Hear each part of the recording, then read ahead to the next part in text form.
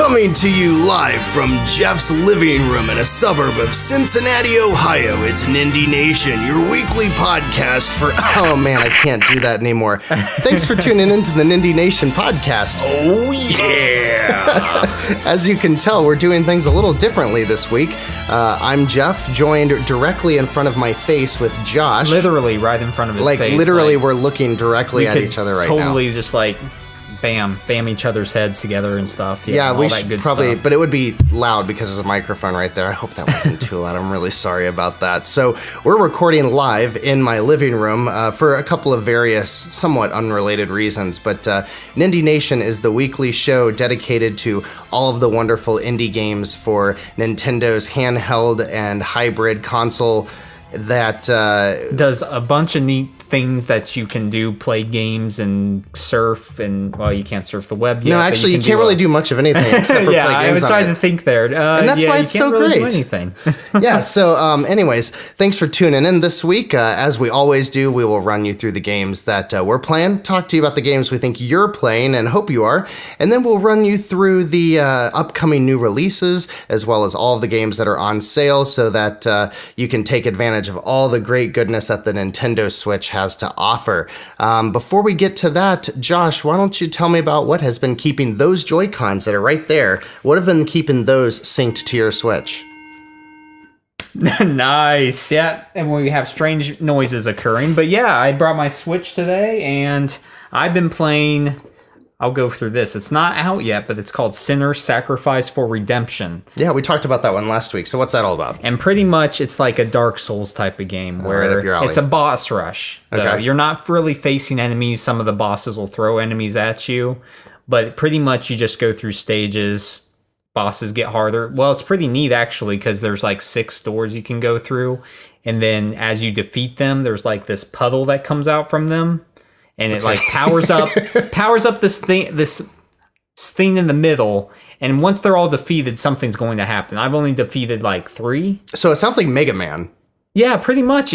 But you don't get to see you don't know what the boss is until you enter the room. Oh, okay. So, but they're based off like a sin, like gluttony. Oh, got it. Sort of like, what was that game called that came out on the PS3, Dante's Inferno. Yeah, Dante's Inferno. Yeah, it's like based off all those. So there's 7 deadly sins, so you're knocking through those, right. And then you'll get to the last one that is whatever it's going to be, like Satan himself. No. Right. Probably yeah, not. Sure. But yeah, it's pretty good. It controls just like Dark Souls. Like they blatantly ripped it off, but it's faster.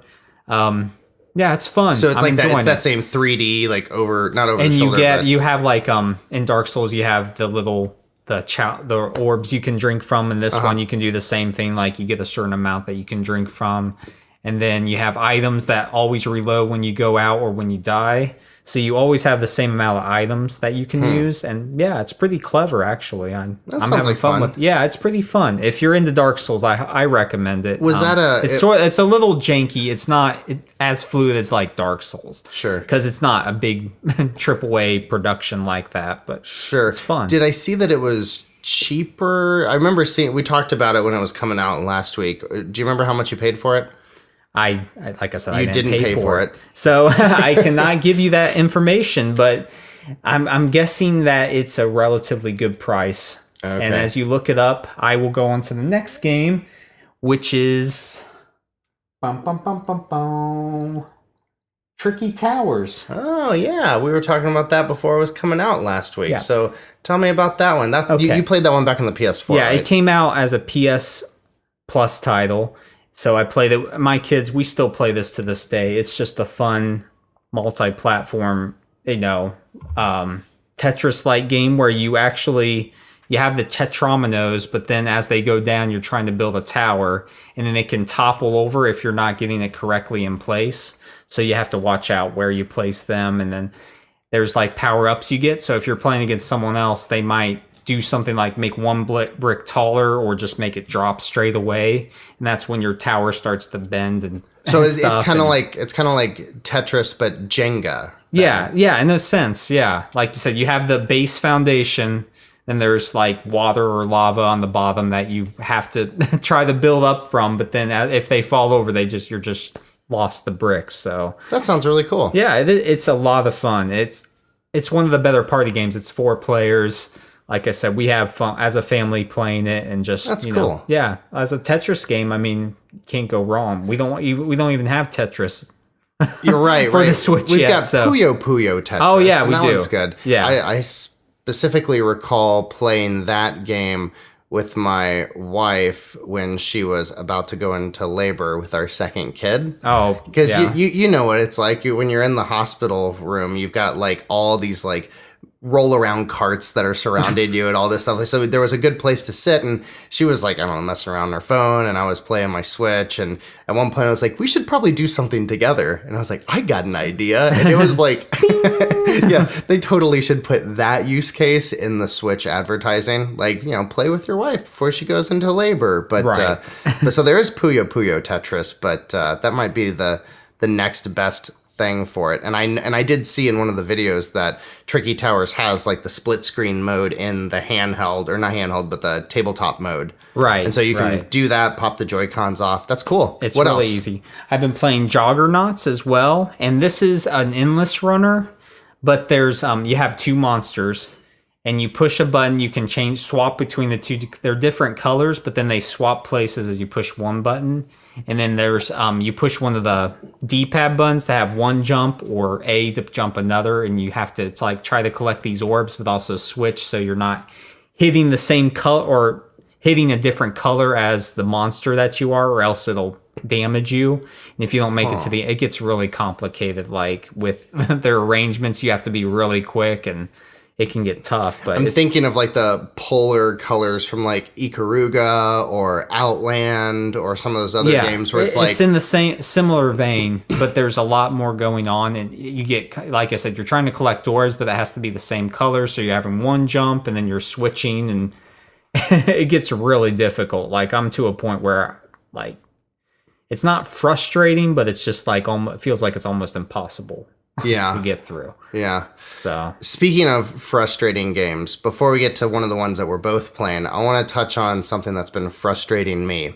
And I swear, Nindie Nation, I continue to promise to you that I will get through the messenger. And guys, I finally got to the 16-bit part just earlier today. Yes. I did it. I forget I think it's called the Tower of Time. If you want to look up on YouTube, the boss of the Tower of Time. The game's just like constantly taunting you when you're in the last stage, as it were, of the 8-bit era. Yeah. And you get to the top of this tower, and there's this boss, and it's really hard. Not much room for error or anything like that. But I had one of those glorious video game moments where you rage quit, you're done, you don't touch a game for like, in this case, I think it was like almost 2 weeks. Yeah. And then like I saw the video of the boss fight pop up on YouTube yesterday, and I watched it, and I was like, I bet I could figure that out. Yeah. I picked up the game today and nailed it on my first try. Nice. I was like, yes, I am the best gamer alive. That's the glorious feeling. And then I got to see a really cool cutscene. I got to get into the 16-bit part, and it's so cool. Like the way like the menus all go 16-bit, and the music. Like all of the animations, and even like the little jingles for when you die or when you pick up items, they're the exact same, but they're in 16-bit, and it's so attention to detail is awesome. Are you just in 16-bit now, or can you switch? Yeah, so 8-bit and 16-bit. I cannot switch back and forth, but my understanding is that there will be rooms where there are like portals where like you walk back and forth between different eras in the same room, because one of them... I didn't know if you could switch with just a button press. No, it's not like that. It's more like you have to cross through a portal, and because in 16-bit, it's after the world was destroyed. In 8-bit, it's right before the world gets destroyed. So it's not necessarily you being 2 different people, it's that you're going between 2 actual different worlds. Realms. Yeah. Cool. Yeah, and so so I played it for a little bit, and then I got to this really hard boss, and I almost rage quit, and then I beat it, and it was awesome. And I got to another part, and I'm right back being like, why is this game so hard? Yeah. So as it is right now, I'm once again frustrated with it, but this is going to be an ongoing saga with the Messenger. Right. I wanted to buy the Mark of the Ninja. They're similar in vein, but yeah, I just haven't had the chance to play it yet. But yeah, the Messenger is definitely on my list too. And I'm really hoping that now that I am in the 16-bit part of the game, I get to see some of the Metroidvania, but we've both been playing a wonderful Metroidvania that came out of nowhere. Literally nowhere, and that is Guacamelee Super Turbo Championship Edition. Nailed it. Got it. Yep. All right. Awesome. But yeah, as you can attest to, this is probably one of the best Metroidvania indie titles that's ever been released. It came out a few years ago on the PS, on all other consoles. Yeah. I mean, it's been on everything except for the Switch, but now we can play it. There's also been an announcement that Guacamelee 2 will come in December, which I played that as well, and that's even expands on what Guacamelee did.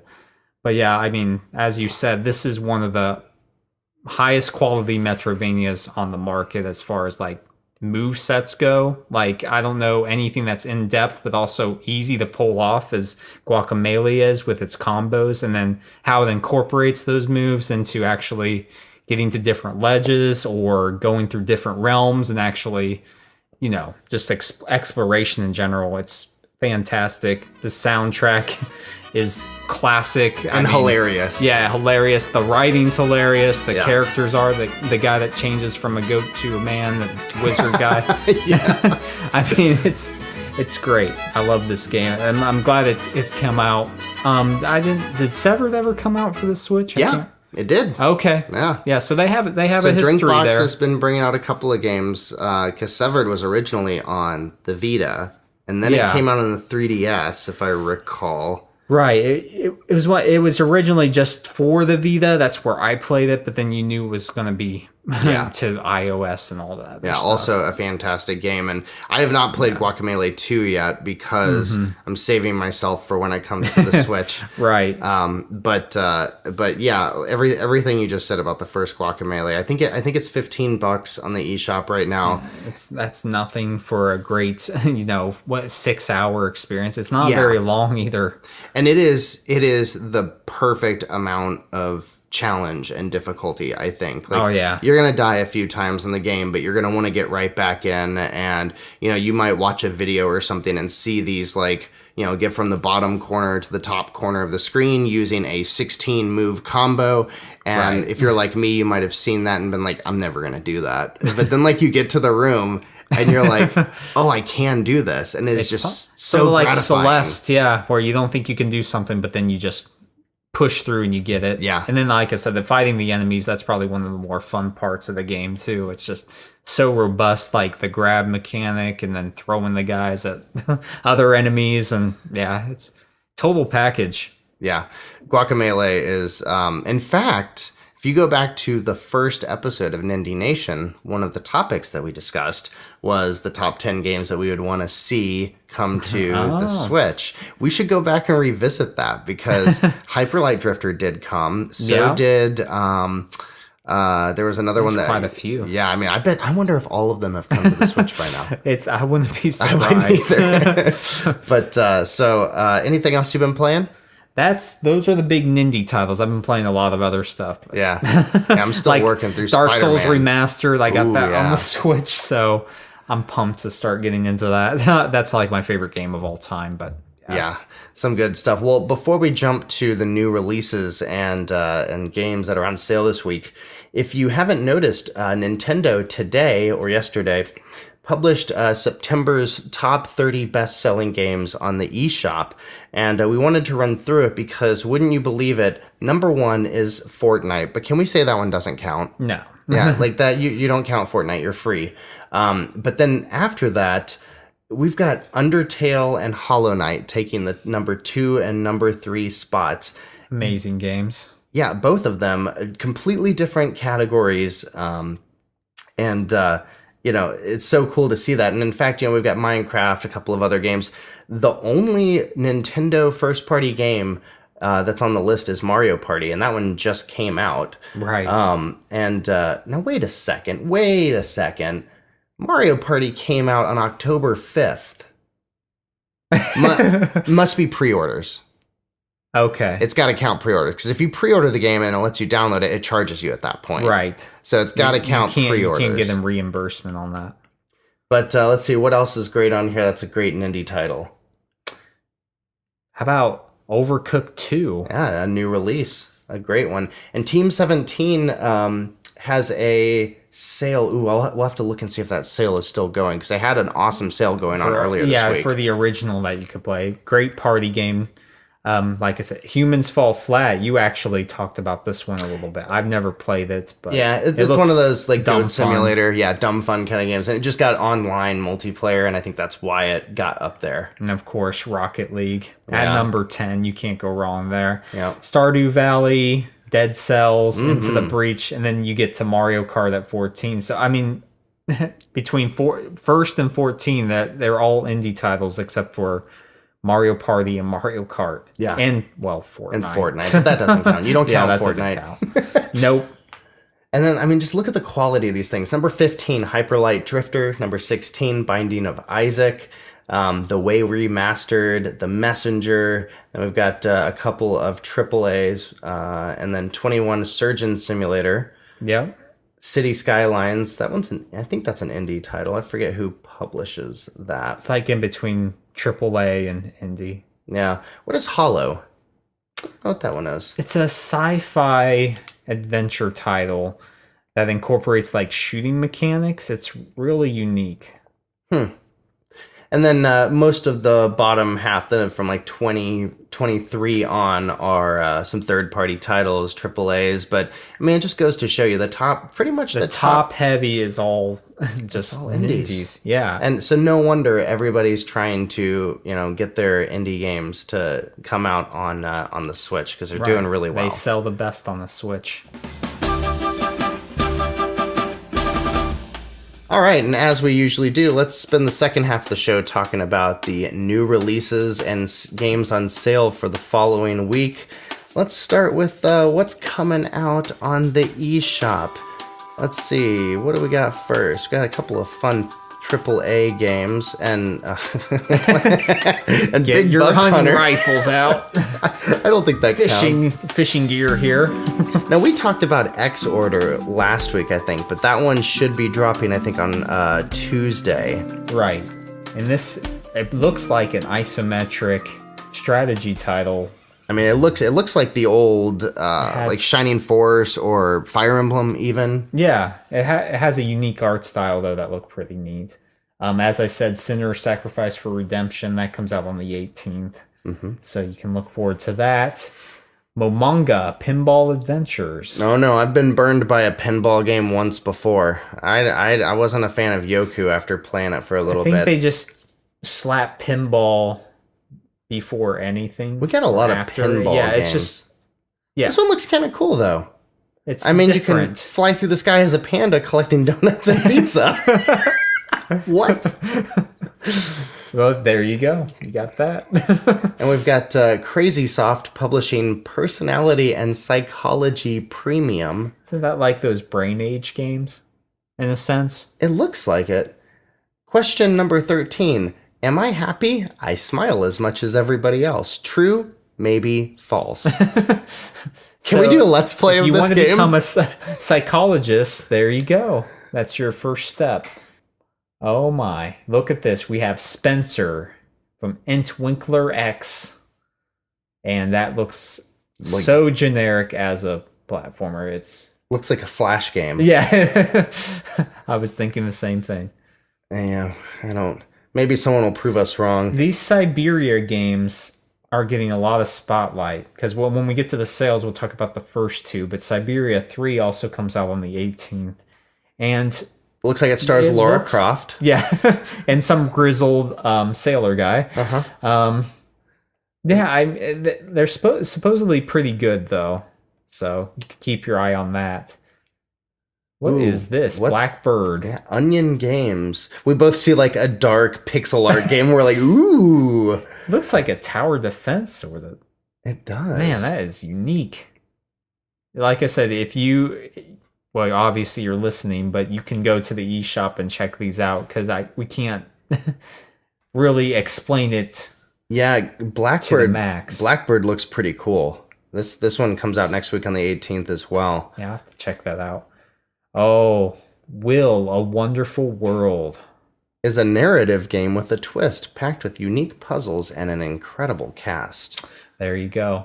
Gotta love those visual novels. There's a lot of those out there, and you play some of those, right? Oh, yeah, I enjoy some of them. You got some Solitaire coming out for you. That's a popular iOS title that now they're bringing to the Switch. And as we spoke about, maybe we could do a top 10 mobile titles that are now on the Switch. There are enough. This game, Zarvot, got a big highlight in one of the last indie reels, and it's like... Oh, yeah. This game, it's really hard to explain. It's some kind of twin-stick shooter, puzzler, multiplayer thing. Tells a story with anthropomorphic cubes. Something like that. And Josh, while I go get my cat from destroying things in the kitchen, why don't you run through a couple of these other ones? Sure, because we have some on the 19th as well, which we have tied together. And I've heard about, someone was talking to me about this actually. It's actually where it's a platformer, but it's all co-op. So you always have someone else that's tied to you, and it's a different worms. Well, different worms. But they're all tethered together, and it's sort of like a platformer where you just jump over things and you try to bring each other along, which can be chaotic fun as it is. And this one down here also got a big spotlight on one of the summer indie reel. I hate running backwards. I forgot about that. Yeah, and this is one that like it showed up. I hate to say it kind of came out of nowhere because just because we weren't paying attention doesn't mean it wasn't in development for years. But I remember this one being a game that all of the blogs that I was reading, all the sites I was looking at were all saying I went to PAX or I went to E3 or whatever, and I played this game and came away very, very impressed. But basically, it's a top-down twin-stick shooter, but you're always going backwards and things are chasing you. So if you think about like the two things that you have to do, you're constantly scrolling backwards, and backwards is kind of irrelevant because it's top-down, so you're just moving up or down either way. Yeah. But on one end, you've got think Space Invaders on one side where you're shooting back and forth while things are coming at you from the far end of the screen. But on the closer end of the screen, you've got things that you have to move left and right out of the way of, like obstacles and stuff. But so it's endlessly running, but you just have to make sure. Yeah. Sort of double brain thinking of shooting and dodging and. Yeah, and it's got our favorite, it's roguelike, and I do believe it is procedurally generated, so like technically the game, you get in the right level and it'll just kind of keep going forever. Devolver Digital has a high pedigree. Man, why are there so many hunting and fishing games coming out? I think somebody let Cabela's know that the Switch is a thing. Now we're going to see everything now. I think that's the majority of what we've got for the next week. But I wanted to talk about a game that we missed last week that I want to make sure everybody is aware of. I would love to hear from someone who has played The Missing. This game actually looks kind of cool. It's called The Missing, J.J. McField and the Island of Memories. I was trying to find a game that I was interested in playing for the show, and I was reading this description, and I'm going to have nightmares about it. Who is J.J. McField? It's probably the sister of that Joe Devers from last week. Yeah. How did I remember that name? I know. Now he's burned in your mind forever. Probably. I'm so ashamed to have not known who Joe Devers is. And there's still one person that's like screaming at us for not knowing it. Okay, so check this out. The game looks like a 2D platformer. It's got pretty cool graphic style, very, very dark. Listen to this premise. Cue the music. Boom, boom. The sudden disappearance of a dear friend spurs J.J. McField to go look for her friend on the curious island of memories. You can't die on this nightmare island, even if you're seriously injured. No matter how many times J.J.'s brought back from the grips of death, she drags her mangled body deeper into the woods. She risks the suffering of having her arms and legs torn off, her neck broken, immolation, all in order to find her friend. JJ sacrifices her own body and life on this journey so she can discover the answers to her questions. Why did my friend leave? What is this uncomfortable feeling? That is like the most epic. You read to your children like that every night, don't you? Well, not those kind of stories. I hope not. I do like that. Sick man. Like, okay, so what is this uncomfortable feeling? Well, she risks suffering having her arms and legs torn off, so that's a start. But look at this thing. Show me some pics of this. Yeah, I don't think they have a video, but it looks so. There's JJ. It does have that kind of, but see, like he's got all these spinning blades and gears, and you're trying to, it looks like you're running from something at all points. Like, see, you can see the character. These are really bad screenshots that they chose. Yeah, it looks like you're running through a sawmill because, like, definitely in the horror genre vein because. You're a person trying to find answers for why someone disappeared, and you're like, oh, look, a sawmill. I'm going to go run through that at full speed. Of course, right? And a bowling alley, a random bowling alley. And she's actually bowling. Interesting. I have to watch videos on that now. Yeah, unfortunately. There's someone on YouTube. It was really interesting when we had, when we did our interview a few episodes ago, when Mick was telling us about how hard it was for him to get video put up on, and even doing things like getting promotions and stuff, because there have been a couple of times where I look at a game like this and I say, I can't believe they don't even have a video. And I immediately remember him saying that they had one ready, they had it uploaded alongside everything else, and like the game went live without the video. So it helps temper my expectations there. Like, it might not be their fault that there's not a video. They have to have a trailer somewhere. Yep, absolutely. All right, shall we get to the games that are on sale for the next week? Sure thing, Jeff. You can kick it off because it's one of your favorites. Yeah, this is in my top 5 Nindie titles. Darkest Dungeon is 25% off, $18.79. And so I think this is just the base game. But like I said, you buy the base game for that. You can just buy whatever DLC you want. It's totally worth that. If you're into dark, gritty RPG dungeon crawlers, it's the best game available. And even if you're not into dark, gritty, I mean, you definitely have to be into. You have to be into hardcore titles, because if you're just casual, you're not going to enjoy it. But for anybody else that just loves a good gameplay experience with deep RPG customization, it's 100% worth it. So. Yeah, I wasn't a huge fan of how. What is that motif that it has? It is dark.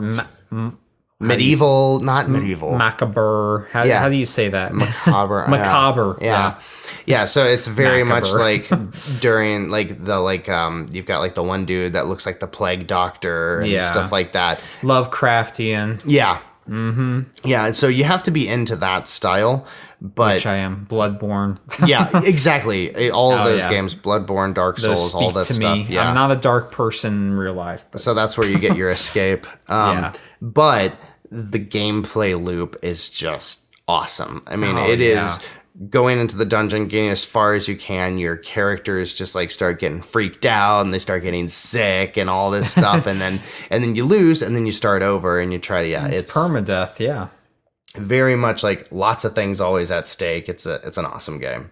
Yep. We've also got Jackbox Party Pack 3. Now we've got number 5 coming out this coming week. But Jackbox Party Pack 3 includes... It's only this one for some reason. Yeah, but it includes Drawful 2 and Quiplash in there. Oh, those are some of the popular... And those two are like worth it on its own. And that one's 40% off for $14.99. Definitely one worth... I would say that is the one to pick up if you don't have a Jackbox Party Pack. Yeah. Does it have Fibbage? It probably has one of the versions of Fibbage. Go hit the next one. That's our favorite one. Yeah. Ghost 1.0 is 50% off at $4.99. And this is one I hit on, I think, a few episodes back. but it's another Metroidvania Mega Man like title where you get a bunch of upgrades, and this is one of those underrated titles that I wasn't expecting it to be as good as it is, but yeah, you can pick it up for on cheap now. Mm-hmm. And it had a really high Metacritic. I want to say the Metacritic was in the upper 70s, I think. So yeah, it was surprising. Like, I was not expecting anything good, but then it was actually great. And that's one of the best things about all these Nindies. And by the way, Jackbox Party Pack includes Faking It, TKO. I love TKO. Yeah, TKO is really fun. And Guespionage, which is pretty fun. Quiplash is the game Quiplash, I think, is the game that you introduce a non-gamer to. Like when you have, it's a lot of fun. It's a game that anybody can play. You pull out your phone to jump into the game, and it makes anybody get into it. Now, it also has Trivia Murder Party, which is like, that's a way to spend an evening with a bunch of other friends, adults, people that don't like that it. Game. Yeah. It's funny, but yeah, it has some twisted things to it. But yeah, it's a lot of fun. Yeah. So, in my opinion, if you have been holding out on a Jackbox Party Pack, 40% off, $15 for the third one, I think that's the one to get.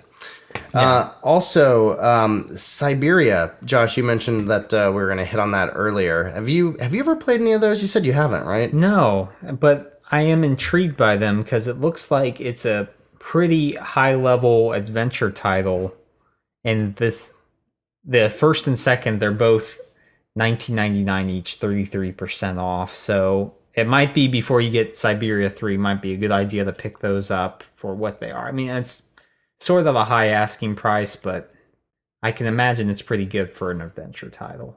Mm-hmm. Also on here, we've got Super Chariot. It's 50% off for $9.99, and that's also one that you played back on the PS4, right? I think it was on PS3, actually. Oh, wow. Yeah, so we're going back, but it's a fun little cute title where you have to propel a chariot, and you have two characters. You can play co-op or single player, and I just remember it being a lot of fun, like just how different ways of propelling the chariot. Like, it doesn't sound like there's much to it, but I had fun with it. So yeah, and I also want to touch on a couple of games that are new. Hopefully, what is it? Today's the 12th, so you might want to make sure that if you listen to this and you haven't picked them up, Vertical Drop Heroes is on my list, something that I want to try out. We talked about it last week, but it's 30% off still as a brand new release for $6.99.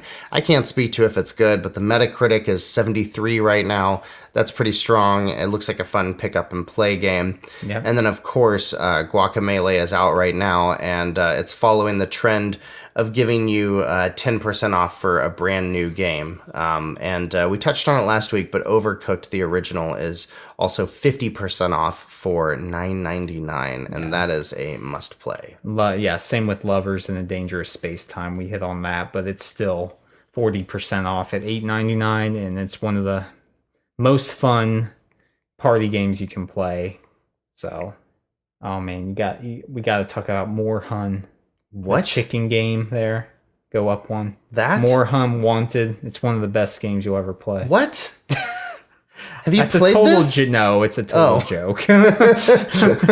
It goes with the theme of chicken, but yeah, it's I talked to somebody that's played it and reviewed it, and it's pretty terrible. He scored like a 2 out of 10. So, I mean, it looks like a shooting range. It's a shooting gallery, but you're using a touchscreen. Yeah. So there is that. That's a joke. Don't go get that game now. Unless you are collecting all of the chicken games on the Switch. If you have a chicken fetish, there you go. Oh, Battle Chef Brigade. Ooh, I didn't see that one on sale. Yeah, $11.99. That, man, I wish I had more time to play it, but it takes the match 3 puzzler, adventure, and then just going out dungeon crawling combat. It's great. What do you think you're going to be checking out for next week? For me, I mean, what? I mean, there's just so much. A Chasm, that's one that everyone should try to probably pick out if you're into roguelites, which the Switch always, that's going to be the highlight one of next week. And like I said, Tricky Towers, which I've been playing. I think I might have to check out Feral Fury. As you know, I'm a big fan of cat games, and in this one you can be a cat or a panda. A panda. I mentioned this last week. I'm in the mood for a good top-down twin-stick shooter. That classic shooting game. What is that called? Smash TV. It does, yeah. The single screen, progress, clear the screen, all that kind of stuff. Love that. Yep. Oh, there's the Darkest Dungeon Ancestral Edition. I guess it is on sale. It's $29.99. That comes with all DLC. So if I'm going to recommend one, that's the one you should definitely buy. That's a lot of stuff. Yeah. Oh, wow. Huh. The Crimson Court's the biggest piece of DLC because it's like a whole other dungeon you go into. Oh, so it adds a lot. And it adds new gameplay systems, like you have this bleed effect that comes into play. And oh, okay. So I must have played it because I remember that one. Well, we'd love to hear what you say, what you think about some of these new games coming out, what you're playing, and what you're excited for coming up on the eShop. We're going to have lots of great things to talk about over the next few months as we gear up towards the end of the year. It's almost deal season. There's going to be some awesome. I remember last year. Dude, I hope they have some nice flash sales. Yeah, I remember I picked up right at the end of the year last year is when I finally thought, I'm going to give these SteamWorld games a try. And man, because I got like SteamWorld, I got SteamWorld Heist for like $2, and I got SteamWorld Dig 2 for like $9 the week it came out. Yeah. Yeah, I see my cat drinking my water. Gotta love them, man. Yes. Now in front of the TV. Where's the meow? That one doesn't meow much. Oh, okay. The other one's the loud one. He just knocks stuff over. And how cool is it that we're recording live, though? Yeah, it's fun. Finally, I think our, we've been trying to get this started for a while now, but just now it happened to work together. So and we got together, and then we talked video games and played around. I think it'd be great to do this like once a month at least. Yeah, so. We would love to hear what you think about it. If you think the maybe a little bit more lo-fi, and that's not to say we can't fix some of the issues next time, get the random cats, beeps, random beeps from computers that we're working on, and cats that are interrupting left and right, and we'll be able to work out some of those kinks. But if you do like the format, if the flow or the energy is a little different, let us know. You can find us on our Facebook group at Nindie Nation. You can also find us on Twitter at Nindie Nation. Josh is at _the_Brant. I'm at Nindie Jeff. You can find us on YouTube, where every episode will post usually the same day, or if not, maybe a little bit earlier. Then you can find them on podcast services of your choice. And we're also a part of the Nintendo Village Network. So, Josh, why don't you tell them a little bit about that? Yes, go to thenintendovillage.com. There you can find a bunch of different shows, reviews, previews, stuff to drop. And yeah, it's a great site. Like I said, the shows there are fantastic. We just have the Nintendo Hypecast is a weekly show that's live recorded, so you can get on there and put in requests and stuff like that. But yeah, they're always updating it. We were adding more shows. Jacob Rush with Nintendo Nostalgia. We love that show here. I was on it with the Donkey Kong 2 episode and GoldenEye, which that was a lot of fun. So, yep, go check it out. And oh man. Remember, people, keep your Joy-Con synced and your battery charged. Game on.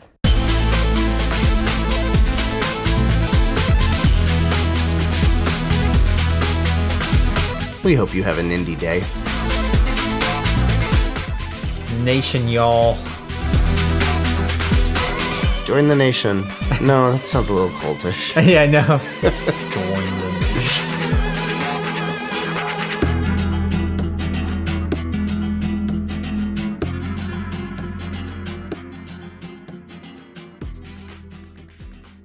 There's probably something in there I can use.